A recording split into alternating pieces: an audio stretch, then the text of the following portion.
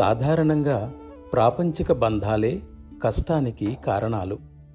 వాటికి అనవసరంగా ప్రాధాన్యత ఇచ్చిన వారికే అవి ఎక్కువగా ఉంటాయి. వ్యక్తి తనకు కలిగిన కష్టాలు, శోకాల నుండి తన దృష్టిని దూరంగా మళ్లిస్తే వాటి చెడ్డ ప్రభావం తగ్గిపోతుంది. కనుక ప్రతి ఒక్కరూ అవసరాన్ని మించిన బంధాన్ని వాటితో ఏర్పరచుకోకుండా ఉండే అలవాటు చేసుకోవాలి. అప్పుడే అతడు ఎలాంటి పరిస్థితుల్లోనైనా ఆనందంగానూ సంతృప్తిగానూ ఉండగలుగుతాడు. ఒక వ్యక్తి తన ఉపయోగం కోసం రకరకాల వస్తువులను పొంది ఉంటాడు. వాటిలో కొన్ని రుచిగా ఉండవు, బాగుండవు కూడా.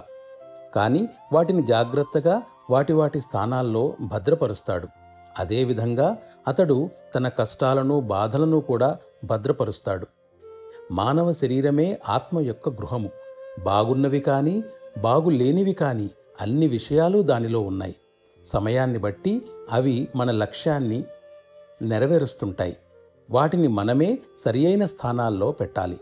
అప్పుడు మన లక్ష్యాన్ని చేరుకోవటానికి అవి ఉపయోగపడుతుంటాయి.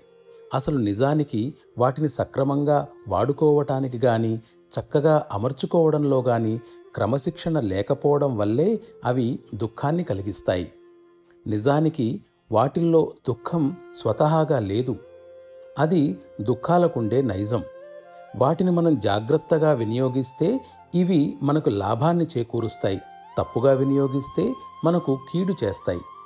ఈ సమస్యకు అద్భుతమైన పరిష్కారం ఏమిటంటే, వాటన్నింటినీ ఒక మహాత్ముని ఆధీనానికి అప్పగించి వాటితో నీకు ఎలాంటి సంబంధము లేకుండా చేసుకోవడమే.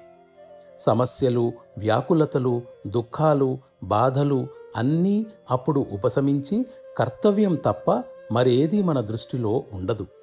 సాధన సర్వస్వానికి సారమైన శరణాగతి ముఖ్యమన్న ఆలోచనను అది మనకు అవగతమయ్యేలా చేస్తుంది.